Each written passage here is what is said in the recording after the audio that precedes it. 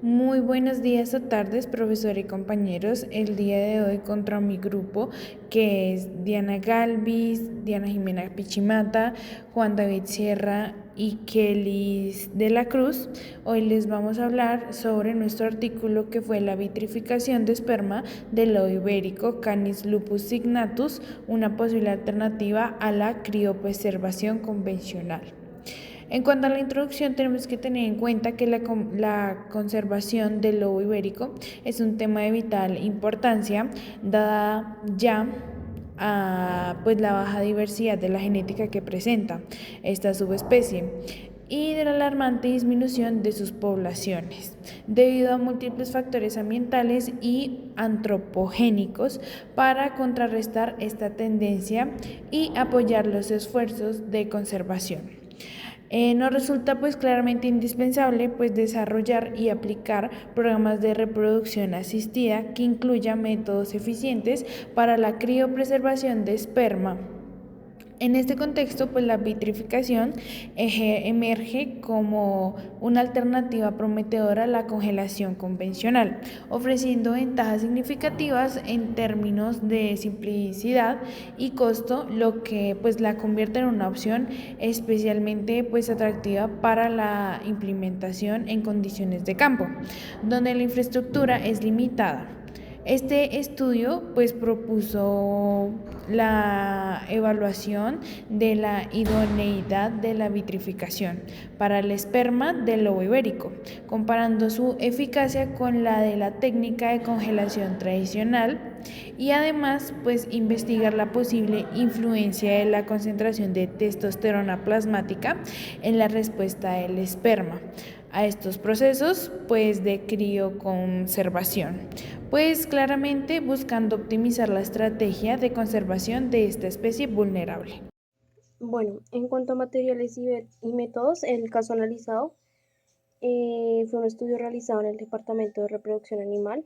Este tuvo una duración de 2 años consecutivos, en donde realizaban estudios desde enero a mayo. La recolección de muestras de esperma fue en 17 lobos ibéricos alojados en diferentes lugares. En este caso se realizó en España. La distribución de los animales entonces sería eh, el Consejo Superior de Desarrollo Rural y Recursos Naturales con 3 animales, el Jardín Zoológico de Guadalajara con un animal, el Centro de Fauna Silvestre Mundo Par con 3 animales, el Centro de Naturaleza Cañada Real con 2 animales, el Zoológico Acuario de Madrid con un animal, el Jardín Zoológico de Córdoba con 3 animales, el Centro de Fauna Silvestre Cuna Ibérica con 3 animales.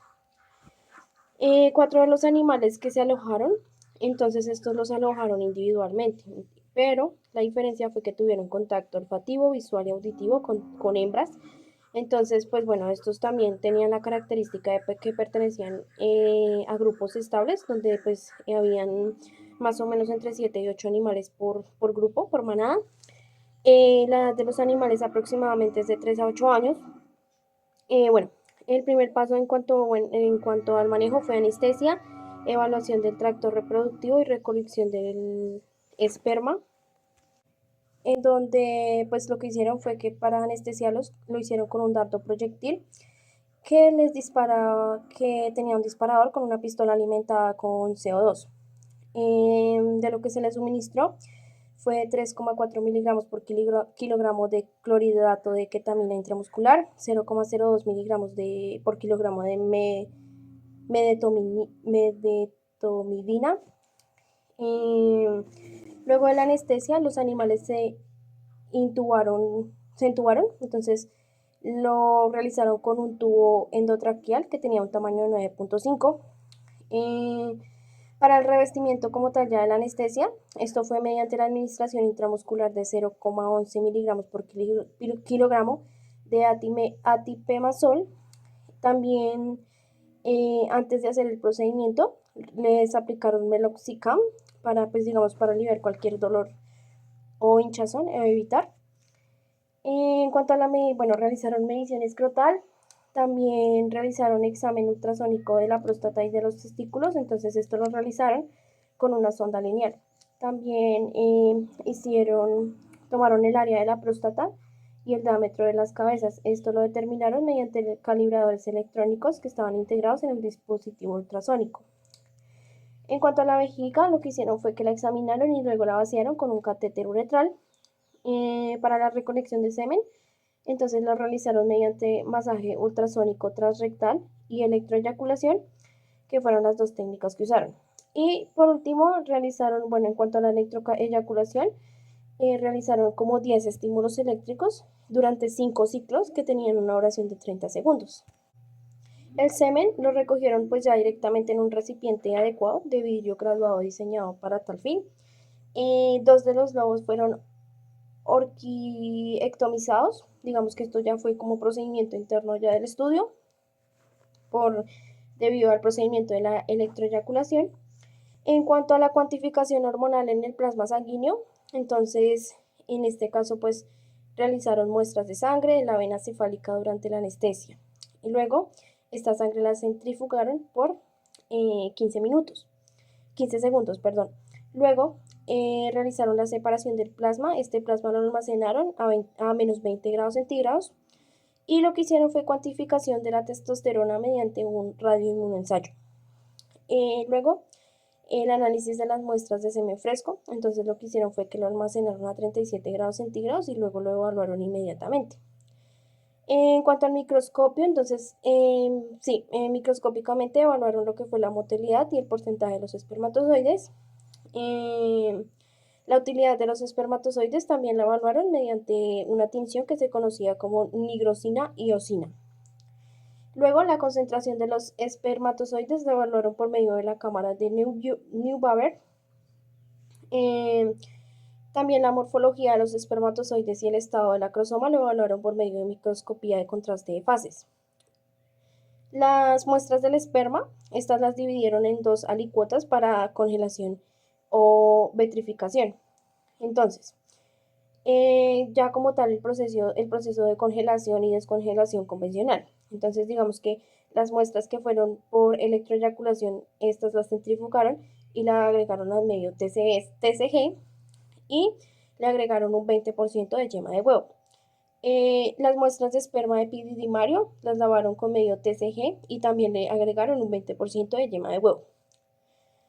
Luego, las muestras diluidas las almacenaron a 5 grados centígrados durante 1 hora y luego realizaron nuevamente lo mismo, pero lo dejaron durante 2 horas para que mantuviera su temperatura de 5 grados centígrados.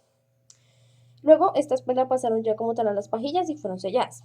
Estas pajillas luego las colocaron a 2,5 centímetros por encima de la superficie del nitrógeno para luego sumergirlas, pero entonces, bueno, la dejaron durante 1 minuto y la idea era que bajara la temperatura hasta menos 86 grados centígrados. Luego lo que hicieron fue que ya después de obtener esa temperatura la agregaron al nitrógeno líquido.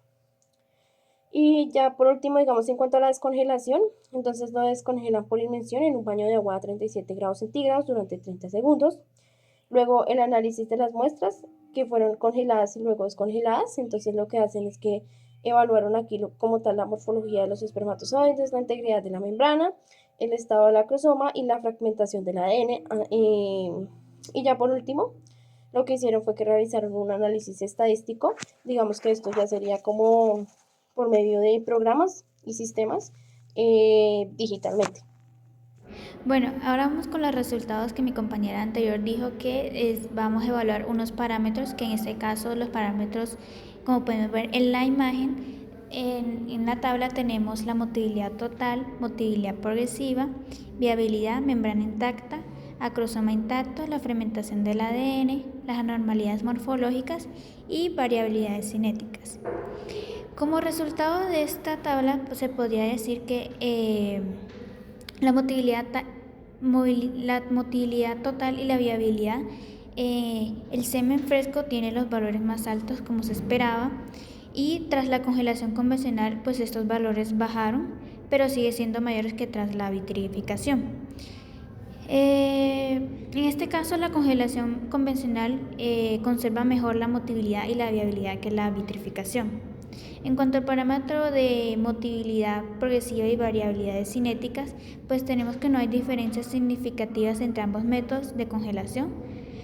Integridad de membrana y acrosoma, pues el semen congelado convencionalmente mantiene mayor proporción de espermatozoides con membrana y acrosoma intactos que el vitrificado. Fragmentación de ADN y morfología, pues no hay diferencias significativas entre los métodos, lo que indica que pues ambos protegen el ADN y la morfología de manera similar. Cuanto a las variables cinéticas, pues los valores bajan tras la congelación, pero no hay grandes diferencias entre los dos métodos. En este caso se podría decir que los dos métodos son muy útiles, pero el de congelación convencional es superior, ya que conserva la motilidad total, viabilidad y la integridad de membrana y acrosoma. En cuanto a la vitrificación, pues es una alternativa viable, pero en este caso no sería muy útil. Y se podría decir que estos dos métodos mantienen de forma similar la integridad del ADN y la morfología espermática. La discusión de los resultados. En la discusión de los resultados tenemos varias categorías, que es como una abreviación de los resultados. Entonces, tenemos como resultados principales las ventajas que se encontraron de utilizar los dos tipos de congelación, tanto la congelación convencional como la vitrificación, que es una congelación simulada. Tenemos limitaciones que tiene cada una de ellas, los eyaculadores versus epidimarios.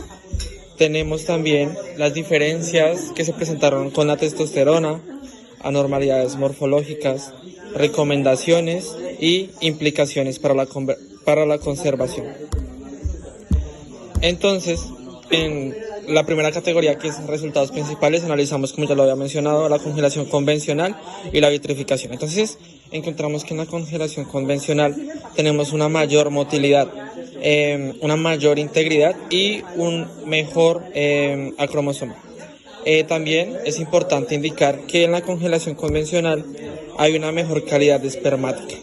En la vitrificación, que es una congelación simulada, hay una motilidad progresiva, una fragmentación del ADN y se pueden llegar a presentar anormalidades morfológicas. También hay menor motilidad total, menor viabilidad y menores acromosomas. Entonces, como tal, en este caso sería mejor la congelación convencional. Tenemos algunas ventajas. Entonces, en la congelación convencional encontramos que el uso de extensor tris con yema de huevo superior a otras subespecies de lobo puede ser adecuado para la reproducción asistida, mientras que en la vitrificación pues es un poco más simple, es económica y digamos que es lo ideal para campo. Tenemos unas limitaciones. Entonces, en la congelación convencional es un poco más compleja, es costosa y es un poco más difícil tenerla en trabajo de campo. En la vitrificación, como ya lo había mencionado, es más simple, más económica, y aparte de eso los cromosomas también son más sensibles. Seguramente hay concentraciones inadecuadas y pues menor viabilidad. En eyaculados versus epidimiarios, los eyaculados en caso de la congelación convencional son menos resistentes al daño de la criopreservación. En la vitrificación tenemos epidimarios más o menos resistentes, especialmente con vitrificación, posiblemente por diferencias proteicas. Tenemos la otra parte de las discusiones donde también encontramos diferentes categorías y diferencias. Entonces tenemos que en la congelación convencional, en el caso de la testosterona, no hay una relación clara con la crioresistencia. Sin embargo, se tiende a menor viabilidad con mayor testosterona. En caso de la vitrificación, tenemos que con relación a la testosterona hay una dominancia social, pero no siempre se correlaciona. Con anormalidades morfológicas digamos que en tanto como en la congelación convencional como en la vitrificación, tenemos que en la convencional hay 46% en eyaculados, por debajo del 60%, necesario para una buena fertilidad en cánidos. En la vitrificación tenemos que hay una similar proporción de anormalidades, especialmente en la cola, también sugiriendo un impacto de endogamia. En las recomendaciones pues tenemos que en la en la convencional tenemos que se pueden optimizar protocolos para reducir criocapacitación prematura, pero se necesitan más estudios.